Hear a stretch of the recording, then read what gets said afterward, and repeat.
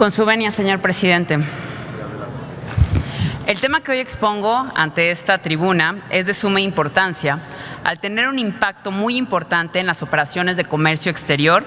que si bien es cierto, repercute directamente a los importadores y agentes aduanales que llevan a cabo el despacho de mercancía bajo el régimen de depósito fiscal,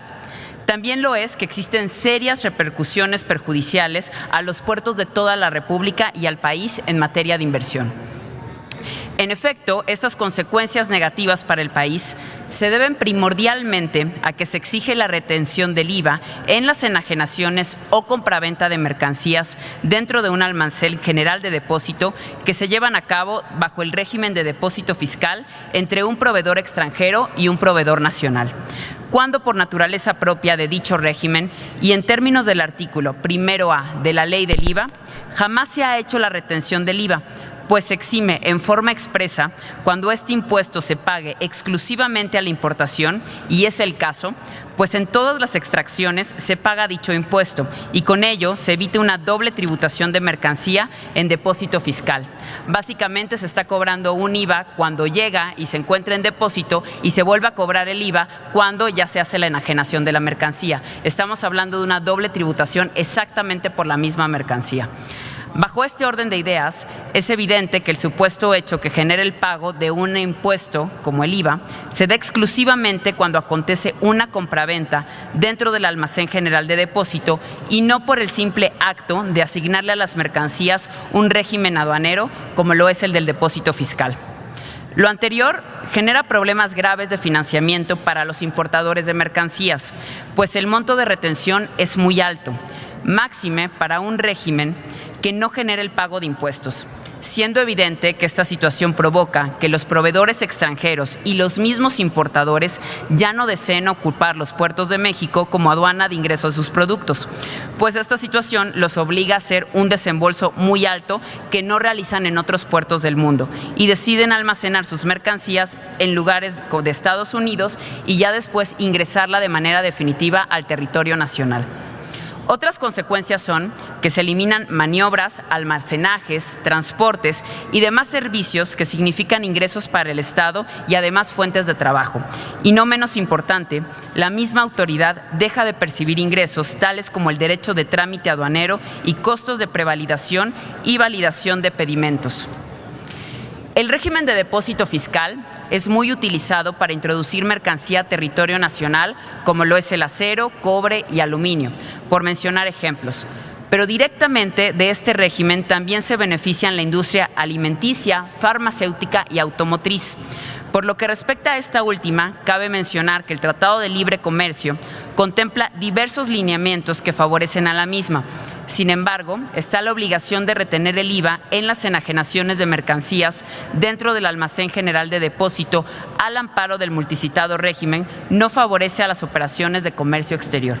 siendo que las partes y componentes que se ingresan al territorio nacional son destinados a depósito fiscal.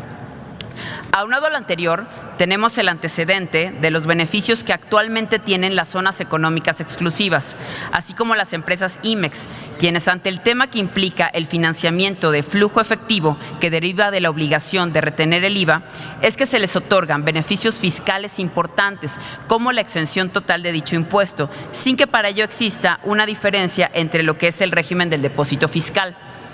Bajo este contexto, y específicamente para la introducción de mercancía a territorio nacional, el régimen de depósito fiscal tiene claves de pedimento específicas a considerar. La clave A4 para introducir las mercancías al almacén general de depósito autorizado y claves G1 y C3 para importar definitivamente mercancía si son de procedencia extranjera. Ahora bien, es importante señalar que una de las particularidades que tiene inherente el régimen de depósito fiscal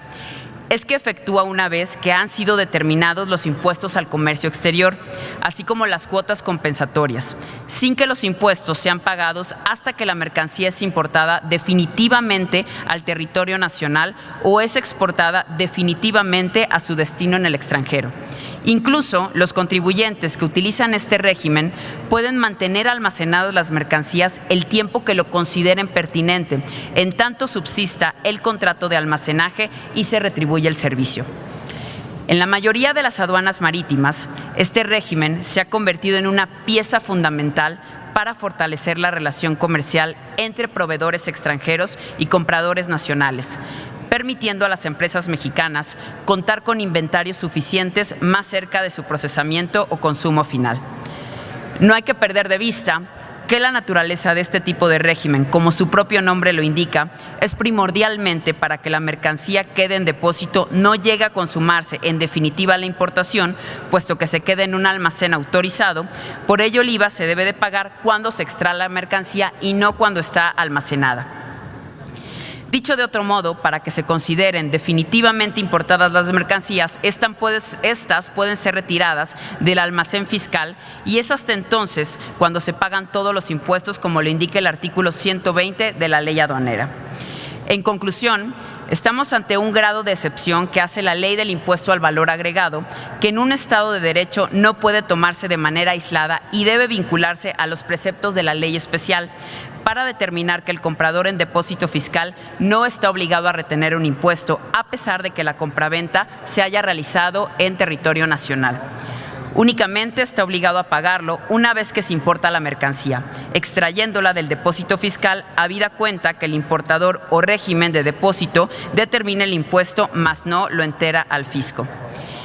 Por todo ello, se propone modificar el artículo 1A de la Ley del Impuesto al Valor Agregado a efecto de detallar que no existirá obligación de retener el IVA en las enajenaciones, tratándose del régimen de depósito fiscal y del recinto fiscalizado estratégico, siempre que se den los siguientes supuestos. Primero, que la enajenación de las mercancías de comercio exterior se lleve a cabo dentro del almacén general de depósito en el régimen de depósito fiscal, o en su caso, el recinto fiscalizado estratégico, siempre y cuando se trate de ventas de primera mano, y el plazo de permanencia de las mercancías en dichos recintos no exceda de 2 años a partir de su ingreso.